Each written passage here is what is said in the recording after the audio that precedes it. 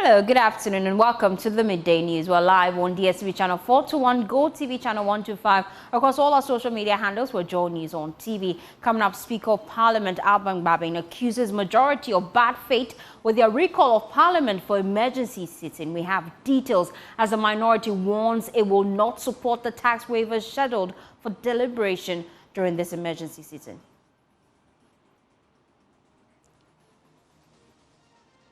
Also coming up, JoyNews investigations uncover yet another invasion of one of Ghana's protected forest reserves in the Owe municipality. Do stay for details.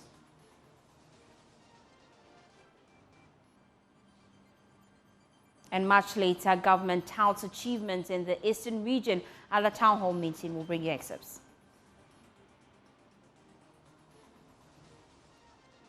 We've got business news, sports news, and showbiz in this package. My name is Faustina Safo. Please be my guest.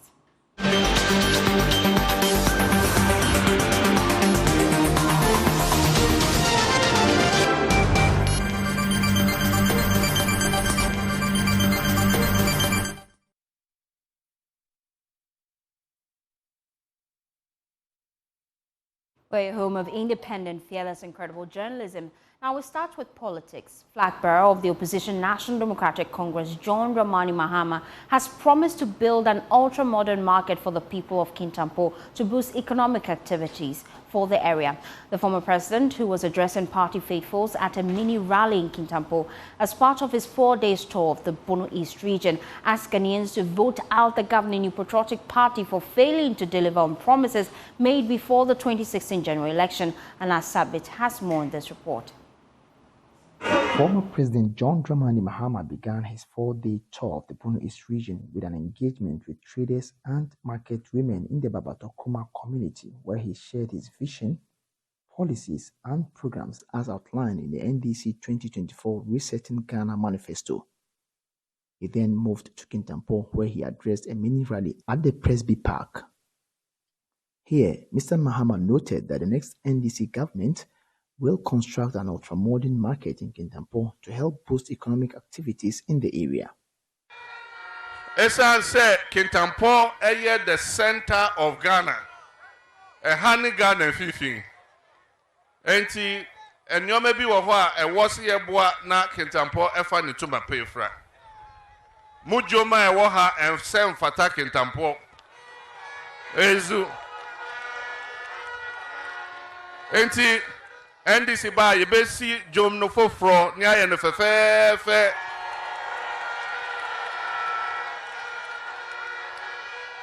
ezu ebi say nipa free stream e back in Tampo beto nyomako ebi nso free south e ba e be digwa wo Kintampo enti o say yesiese jom no se na be ya kono se obia e betimi aba ejom no. The campaign train then moved to the Nkranga North constituency with a mini rally at Kranka. Former President John Dramani Mahama reiterated the fact that the Chief Executive Officer of DKM is an MPP faithful and a financier of the Bawumia campaign.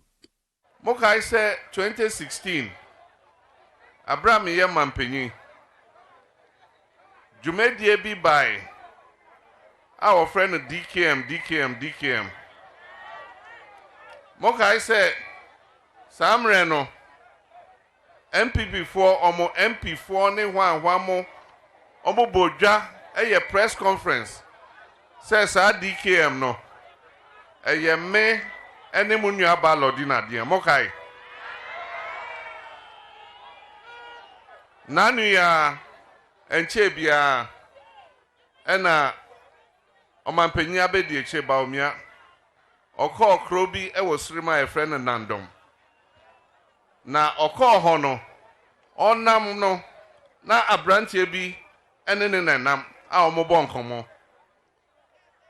And na Niwofa, our young Minister of Interior and Bruce Derry, or G2 Musa DKM Rurano, or your MPP ni, na or your one of the financiers of Omampenya Bedeche, Dr. Bawumia. Well, and as Showbiz has been engaging some residents in the Bono East region, the John Dramani Mahama is still touring some parts of the area, and this is day 2 of that tour. He's been engaging them, and they've been sharing their expectations. Yeah, just what I'm saying. What do you put to Bram on my Ghana? My Ghana in Naya, I would get here one toy. It's a Maha. One bad person, and now for the sea, you just go. What's this? And I come home. It's too strong. The doctor, what are they buying? School, what are they buying? It is a school, not I buy the instruction. That's it, one show. Papa. Yeah, Papa. Boss, who you be? Abura, you do ultimate baby. Falaza, what to Falaza? We is out to talk this side. Young Temple, Kura, Father Dinner and Free Bar. Mamo, I say, yeah, trouble my people. The Omo fire, you're not very free. Then that's what you get. Yes, sir. More Casaman do what they'll take one there. The Yana Casepa, what you know. So, you better got a papa there. You're the master, whichever place. Yaman, I want to mean, what the Mako Hajabay. And you're no one, Camasoman of wine. Some Maka, Minimakas crack, women to me, or the Mako Hajaba, Nasia and Tia. As a day and a Jaya and a Jancampo and a Tia. Madame Sipi, Yamafana, no, somebody have been my.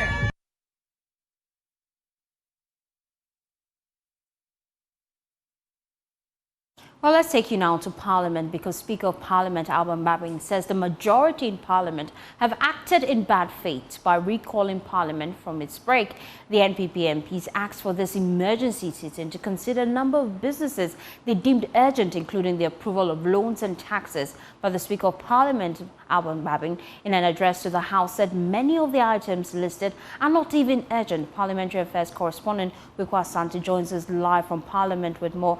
Kweku, what business is the House expected to deal with today? Well, Faustina, you will recall that when the House adjourned on the 30th of July this year, there were a number of key business that the House had to consider. They couldn't finish, for which reason the majority didn't recall the House. If you look at the business that they proposed to look at, a number of bills, up to 10 of them, and a $250 million energy sector recovery program loan, another $250 million IDA facility, and then $350 million in tax waivers. The Speaker of Parliament says he has considered the totality of this. It does not consider some of the items that the majority have listed as urgent enough, for which reason he has whittled them down to only the $250 million, the $250 million loan, as well as the tax waivers. Now, we know that the minority is opposed to some of the business in the House today. Tell us about the opposition and the majority's response. Well, first, Dr. Kasilato Forsen insists that the minority are not going to allow the $350 million tax waivers to go through. You will recall that over the last few months, the minority have been insisting that they are not going to allow those tax waivers to go through. It is for this reason that some of those tax waivers have been on the other people of Parliament for this long. This time around, the majority are going to make a last-ditch effort to get these tax waivers through, because after this emergency in Parliament just has about 4 weeks until the expiration of the 8th Parliament, without which all those tax waivers will also expire with the Parliament. But the majority leader says the minority should not be playing politics with this matter. They consider these very key, very urgent for government's industrialization efforts, for government's 1D what is currently ongoing across the country. And so Alexander Martin has been making an appeal to the minority side to reconsider this business and get the House to get them. But for as you mentioned, that the House is going to sit for 2 days for this emergency sitting, today and tomorrow. And they are not sitting usually in the Chamber of Parliament. They are sitting here at the Joint International Conference Center, the TOE. And as you can see behind it, it is really a makeshift structure that Parliament has been able to get underway to get this emergency sitting out of the way. Thank you, Kweku Asante, to join us live from Parliament. Now, away from Parliament, JoyNews investigations have uncovered yet another invasion of one of Ghana's protected forest reserves in the Owen municipalities of the western region, destroying over 10 football fields of the biodiversity area. Our initial investigation revealed Chinese nationals and their influential Ghanaian collaborators managed to mine for days in two protected compartments of the Bawumia Forest Reserve before the Forestry Commission stopped them. No arrests we know have been made, and the illegal miners have been made to get their equipment out of the forest. Erastus Asare Dongo has been on the grounds, and he filed this report. The Bawumia Forest Reserve in the Owen municipality covers part of the watershed of the Tano River. It was gazetted as a forest reserve in 1955. Experts say it meets one or more previously established criteria for identified sites of biodiversity importance. In December 2023, we reported an invasion of compartments 74 and 75 of the reserve by Chinese miners led by an NPP executive in the Owen municipality. A few days ago, another batch of Chinese miners and some influential Ghanaian collaborators have entered and destroyed compartments 17 and 20 of the protected reserve. In the beginning of August, we saw some Chinese people working outside the forest reserve. They crossed the Tano River into the forest to do illegal mining. The forestry people, after 2 weeks, the forestry people came to drive them away. But they left their machines on the road. Until we came here, we realized they have moved all their excavators away, leaving the washing plants and their generators inside the reserve. Once again, the degradation and destruction of another pristine protected forest has begun right here. This is the Bawumia Forest Reserve. And as you can see, some illegal miners have entered and started its destruction for gold. Now what you are seeing in here is happening in compartment 17 where I'm sitting and 20 which is ahead of us. So we're going to take a tour and gauge the level of destruction.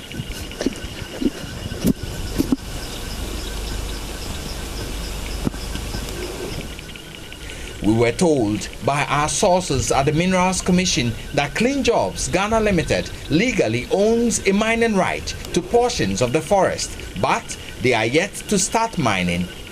In April this year, Clean Jobs wrote to the Forestry Commission requesting security access to the forest to fight and protect its mining lease against illegal miners who were invading the forest. But that has just been granted. According to Clean Jobs Limited, it has since acquiring the permit, liaised with the police in making series of arrests. So this is the second area that has been invaded by the illegal miners. And per the map I have with me here for Bawumia, according to the Forestry Commission, this is compartment 20, and it's a protected area. It's not even allowed for logging purposes. It is not clear why the Forestry Commission allowed the invasion to thrive for days before stopping it. No explanation has also been given as to why no arrests were made and the illegal miners were allowed to track their equipment out of the forest. A large part of the forest, spanning over 10 football fields, has been decimated by the miners. Within a few days, this is what illegal miners have done to this protected compartment of the Bawumia Forest Reserve. How do we prevent this from happening in the first place?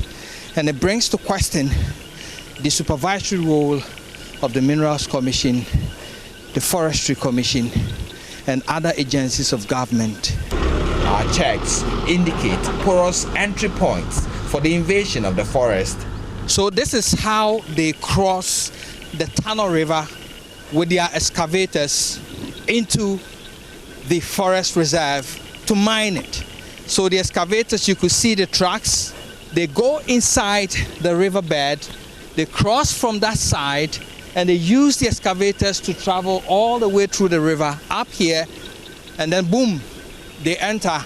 Some of their generators and pumping machines have been left behind, an indication of the possibility of a comeback. This forest has been standing for years, even when the ones who pillage it now were not born. The evidence of that is this tree. It has been standing for decades. It would take more than 35 years for another one to be grown, nurtured, and matured like this. Until we start mining responsibly, we are in for the long haul for our natural resources. Reporting for Joy News, Erastus Asaredonko, Tananya Forest Reserve, Western Region. Erastus Asaredonko filed that report, and thankfully he joins us live with more. Erastus, this is worrying. 2 more forest reserves in the Western region decimated by illegal miners. Have you been getting a response from leadership in the town? Well, leadership from the town, no, but we are getting responses from those who are supposed to protect the forest, especially some Forestry Commission officials are saying that they did their best under the circumstances. Some are also hinting to me that they are prevented from discharging their lawful duty, and that is how come we see the forest degraded even before the miners are stopped. So far, no official comment from security agencies or the commission itself on how to protect it going forward into the future. This is worrying, and in subsequent bulletin we'll be getting more responses from leadership of that community as well as government as we look to halt this ongoing illegal mining in this place. Thank you, Erastus Asaredonko. Let's stick with illegal mining. This time moves to the Ashanti region. The Achimampunya community has warned against attempts to block the ratification of a mining lease agreement between government and the Ashanti Bauxite Limited. Ratification of the lease in Parliament will allow mining of bauxite in the area where a mineral resource estimation has already been done. The community believes any attempt to block the ratification will be a disservice to the public. Nana Aljima visited the community and filed this report. A mineral resource estimate undertaken at Nyinehin in the Ashanti region indicates a minimum deposit of 375 million metric tons of bauxite in hills 4, 5, and 6. Prior to this, the first 3 hills were found to hold 116 million metric tons. But a lease before Parliament's Select Committee for Land and Forestry has been delayed in ratification. Dr. Peter Chum is a resident of Nyinehin. They should not hesitate in ratifying this agreement. Whoever will oppose the ratification of this agreement tomorrow is an enemy to progress and will not forgive that person. History will never forgive that person. Nyinehin is a farming community with some people taking up trading. Aside from the bauxite deposits, the area is rich in gold and forest resources. Due to the natural resources, many youth are engaged in illegal mining and logging for survival. Former assembly member for Nyinehin, Babayaro, speaks of the need to ratify the agreement. Now, looking at our bauxite here, we can employ over millions of youth in our country here to work at the bauxite. It has a lot of opportunities. Bringing excavators, those who will be using the excavators, those who will be at the mining site, you will see that the economic viability will be very, very, very nice for the country. So the youth is a backbone of every economy. But when you don't have the job for the youth, it means that your economy is going down. That is why we, the youth of Achimampunya and Ashanti, as a whole in the country, we wish that our leaders should have mercy on the youth. Some youth of Achimampunya, a day before the sitting of the Lands and Forestry Committee, have marched through the streets of Nyinehin. They are demanding ratification of the lease to enable mining in the area. If the lease are being rectified, it's going to create more employment for the youth and also for the people in the community and also outside the community. Because mining will chroma and macronomus. Sabi crona quinding in near maybe crying in our essence. Bibia obey a biato, a dry ye, the Ebenya bidia supporti a crunum, Yebenya bidia supporti and macron or some cram macrom, send nipan where Jumaya uncle Numi. For Joy News, Nanaya Jima, Ninehin.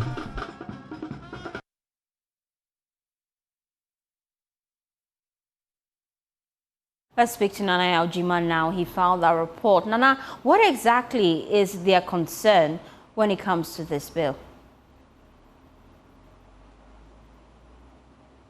They have a challenge with unemployment. Most of them say they do not have jobs. So they were expecting that if the bauxite mining should come on board, a lot of them will be able to secure job opportunities in this opening. Unfortunately, there have been delay in the commencement of this mining, and therefore they believe that it's about time that the Parliament ensures that the ratification is done for the Ghana Bauxite Company to start or commence work at the Ninehin mine. So to them, they believe that if this mine should come on board, a lot of them will get direct employment.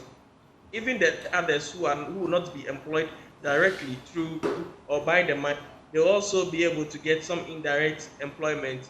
Some believe that even businesses that they do within the Ninehin township will flourish because of the opportunities that this mine will create for some of the young people within the Ninehin enclave. Have they directly shared their sentiments with the Member of Parliament for the area? Unfortunately, when I got to there, I tried asking if they were able to do that. Unfortunately, some of the young people say they've not seen him even after the primary election, which he lost.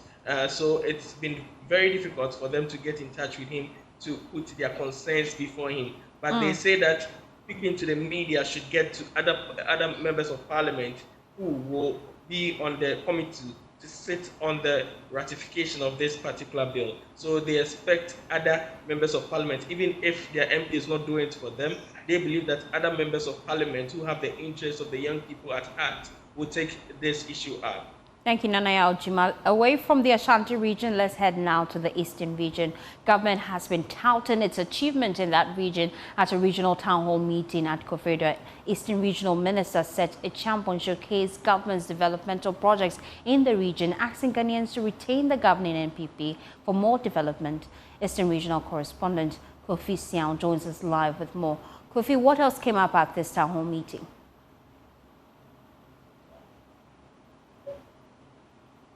Hello. Hi, Kofi. I can hear you loud and clear. What else came up at this town hall meeting? Okay, so the town hall meeting has started. Earlier, they said they were going to start around 10 a.m., but it delayed a bit. So the information minister, started the town hall meeting by introducing, telling us about the objective of this very meeting. And according to her, it is to tell people about what the government has been doing over the year since it took office. Now it is the Eastern Regional Minister, Kwame Champon, who has taken the microphone, and he is enumerating some of the projects that this government has done over the years. And he spoke about, projects that started in terms of education. He spoke about the number of schools that the government has been able to build. When it comes to health issues, he says this government is second to none because they have been able to build a number of hospitals across the country, especially in the Eastern region. He spoke about the Eastern Regional Hospital, which is ongoing. It is about, say, 50% complete.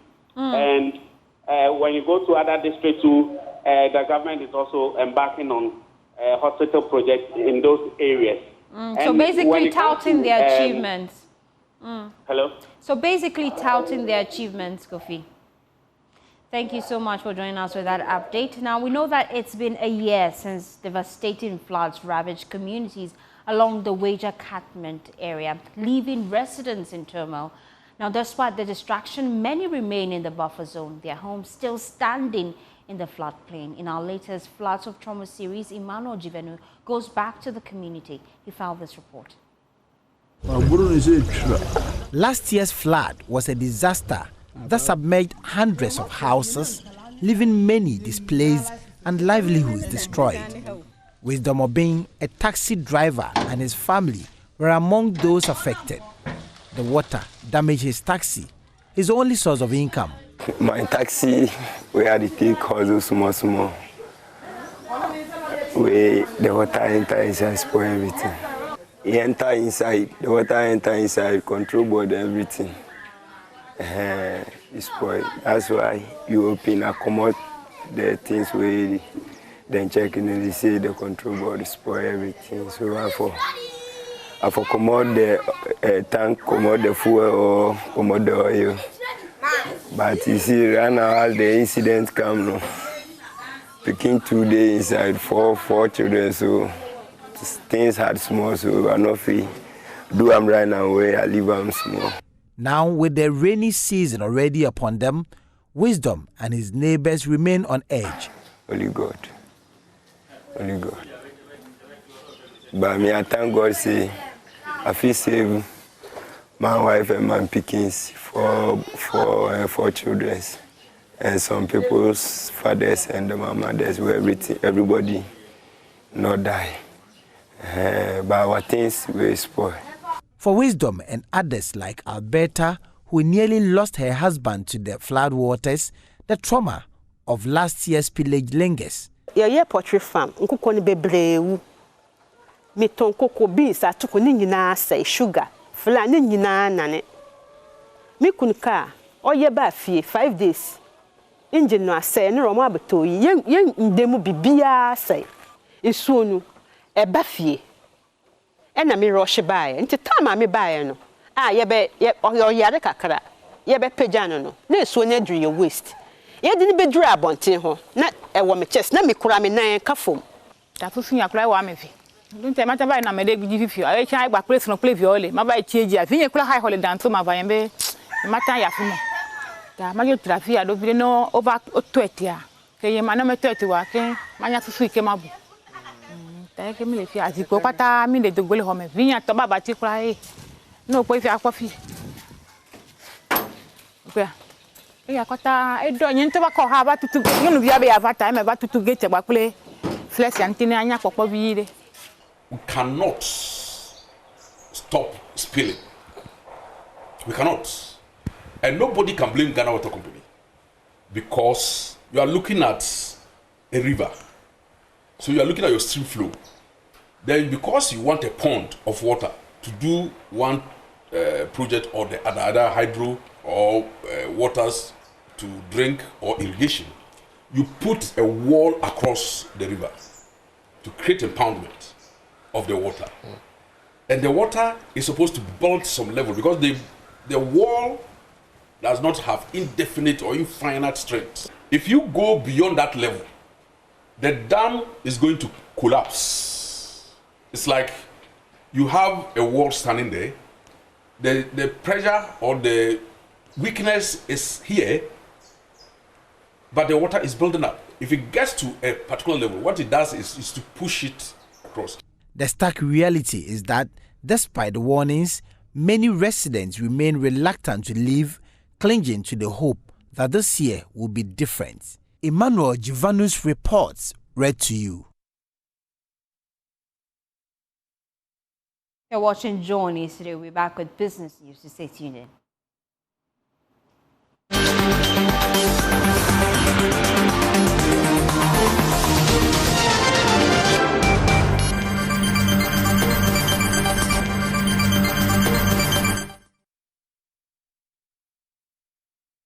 Hi, welcome to Business. My name is Darryl Kwao. Some local manufacturers have expressed concern about the impact of black market operations on the city's performance and are calling on the Bank of Ghana to intervene. They are worried about how the operators rather sell dollars to persons who have no present need fueling shortage in the system. Speaking to Joy Business, Managing Director for Intravenous Infusions, Walihu Mukhtar, suggests that the Forex bureaus are part of the reasons the local currency is struggling.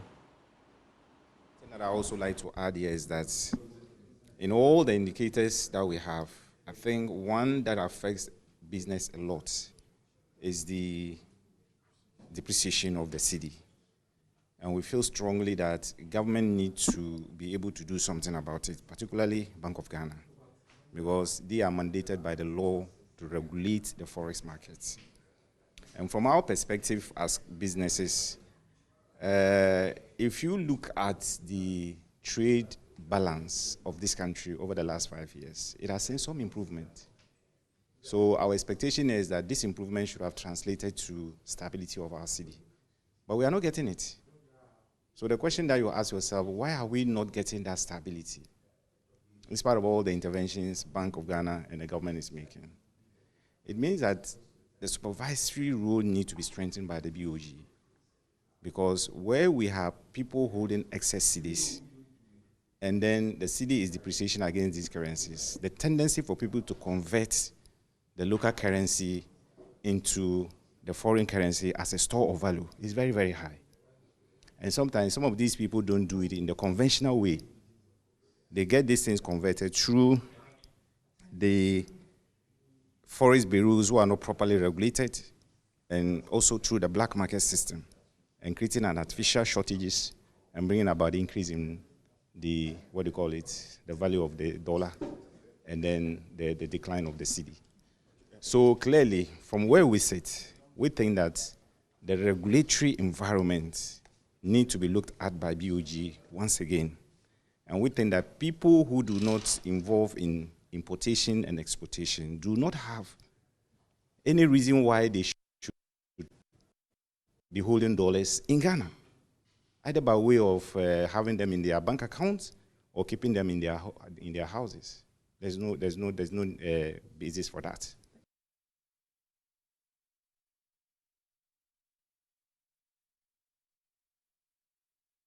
Now, the Africa Center for Entrepreneurship and Youth Empowerment is making a strong case for government to cut by half the tax burden on small-scale and medium enterprises. In its latest Entrepreneurship Freedom Index, the center has carried out a region-by-region assessment of challenges entrepreneurs face across the country as they make recommendations to tackle the emerging challenges. Emmanuel Akwa is Chief Executive of the Africa Center for Entrepreneurship and Youth Empowerment.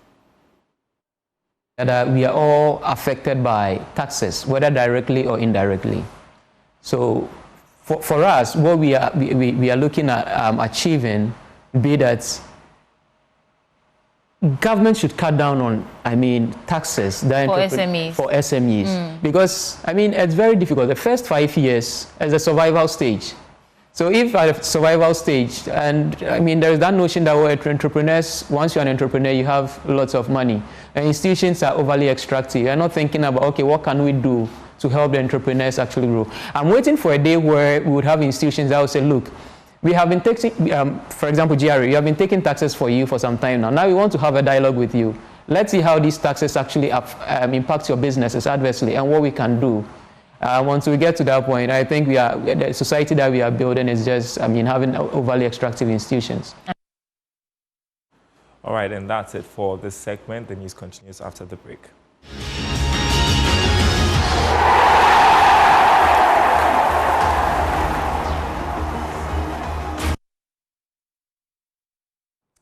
Time now to bring you sports here on Joy News Today with me, Muftau Nabila Abdullah. Black Stars have arrived in Kumasi to prepare for the African Cup of Nations qualifier against Angola, which will be happening on Thursday, led by skipper Thomas Partey. The senior national team left the Kotoka International Airport a couple of minutes ago and have just landed in Kumasi to continue preparations for that game. 10 players started preparing at the Accra Sports Stadium on Monday with the technical team, and the rest of the playing body arrived in camp last night to join them to fly to Kumasi for a continuity of that preparations towards that game. The first game is on Thursday, September 5, and the second game will be against Niger in Bekani, Morocco. That game will be happening next week, Monday, which is September 9.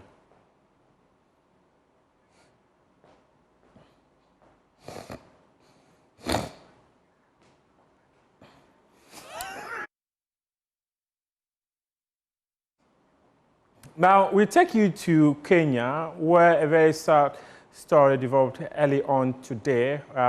Ugandan Olympian Rebecca Cheptegei, she was set ablaze by her boyfriend following a fight that ensued last night, according to media reports in Kenya.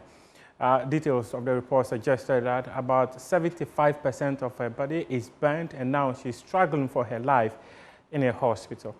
Police say the boyfriend has taken his statement, indicating that it was differences that ensued between them last night, which has led to his decision to pour petrol on her and set her ablaze.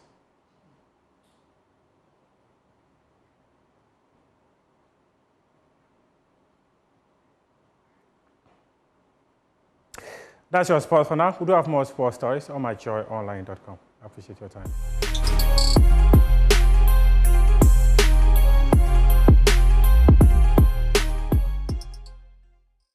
Hello there, you're welcome to the Showbiz segment with me, Jacqueline Ansuma Yabwa. Now, founder of Kwampa Band, Andrew Asa Nkansa, has attributed the band's popularity to Joy Prime. According to Andrew, even though the band had been in existence for a while, they had not gained public recognition until they got the opportunity to perform on Joy Prime in the year 2017. He made these and other revelations while speaking on the Career Trail Show with Irene Adibia Anin. In Ghana, where music is the heartbeat of the nation, one band has been making waves with a unique blend of traditional and modern sounds. Kwampa Band's journey to stardom is a fascinating story of talent, timing, and a dash of good fortune. Andrew Asa Nkansa, the band's founder, reveals that their big break came snowballed in 2017 with a televised performance on Joy Prime TV's Tonight program. It was a turning point that propelled them from obscurity to viral sensations. So we went on the Adote show on Joy Prime. Okay. And then after the whole thing, I had to chase the producer for the recording. Oh, okay. So it was that recording that later caught fire. And everybody, so if you Google Kwampa Christmas song, you realize that majority of the videos that will pop up in 2017, 2018, they'll have the Joy Prime logo on the thing, because that was where we had the interview, and then it really went out. So it was the song that really launched us into mainstream. Now people were like, hey, nahi phony. But what sets Kwampa Band apart? Their innovative approach to traditional Ghanaian music, infusing it with fresh energy and style. Take Christmas carols, for instance. They reimagine classic tunes with a Ghanaian twist, creating rare sound. Their success snowballed, landing them a coveted spot at the 2018 MTN 9 Lessons and Carol Festival. Their music is a true reflection of Ghana's rich cultural heritage with a modern spin. I remember that same year, 2018, we had a gig, MTN Festival of 9 Lessons and Carol. Oh. And for us it was huge. Yeah. Because you get that platform and then all that. So that is how it has been. That's how come we're launched into mainstream. This is a wrap for the Showbiz segments with me, Jacqueline Ansuma Yabwa. Over to you, Faustina Safo. For more news, please log on to myjoyonline.com. Some top stories there. Eastern part of structure collapse as firefighters battle across Zongo Lane blaze. Now that is still ongoing. You can go on myjoyonline.com and get all the news updates. My name is Faustina Safo. Have a pleasant day as you enjoy the rest of our programs.